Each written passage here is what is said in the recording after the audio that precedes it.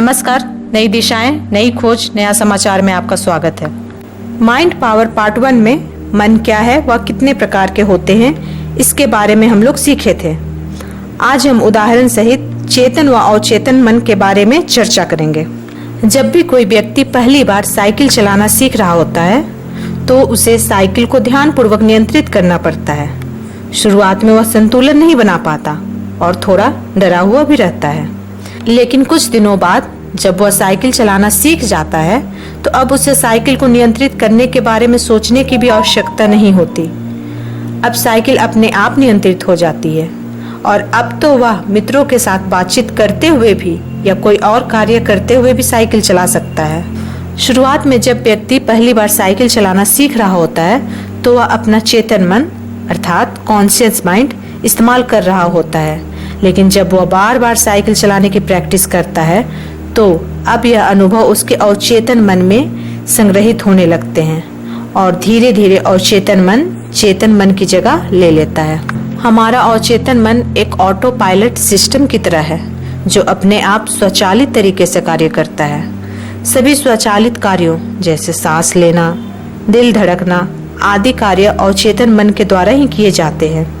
हमारी आदतें एवं रोजमर्रा के सभी कार्यों में अवचेतन मन का बहुत ही महत्वपूर्ण योगदान होता है। चेतन मन अर्थात कॉन्शियस माइंड हमारा एक्टिव माइंड है, जिसे हम अपनी सक्रिय अवस्था को कहते हैं, जिससे हम अपने सोच विचार तर्क से कोई भी निर्णय लेते हैं, वह कार्य करते। हमसे जो भी बात कही जाती है या बताई जाती है तो हमारा जो भी रिएक्शन होता है वो हमारे कॉन्शियस माइंड के कारण होता है। यानी हम कह सकते हैं कि चेतन मन वह है जो आप अपने अस्तित्व के लिए हर रोज इस्तेमाल करते हैं। यह स्पष्ट है कि कॉन्शियस माइंड आपके पल पल की गतिविधियों का मार्गदर्शन करता है। अब हम एक एक करके चेतन मन के कार्यों और उनकी शक्तियों के बारे में बात करेंगे।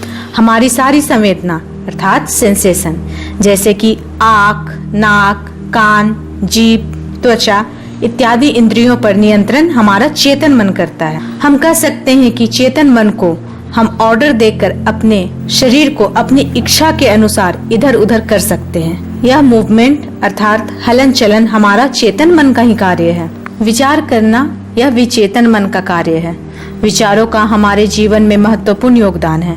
जब हम सुबह उठते हैं तभी से हमारे मन में विचार शुरू हो जाते हैं और जब हम सो जाते हैं तो विचार बंद हो जाते हैं, क्योंकि चेतन मन नींद में काम नहीं करता। चेतन मन से सही अपॉर्चुनिटी को जानना संभव होता है। सही अवसर को जानकर हम अपना सही मार्गदर्शन कर सकते हैं तथा अपनी जिंदगी को संवार सकते हैं। सच और गलत की परख अर्थात जजिंग का कार्य क्या सही है और क्या गलत है यह चेतन मन ही तय करता है। सच और गलत जानने के बाद हम जो निर्णय डिसीजन लेते हैं वह भी चेतन मन से ही लेते हैं। एक बार निर्णय लेने के बाद उस पर अमल करना यानी एक्शन लेना चेतन मन से ही होता है।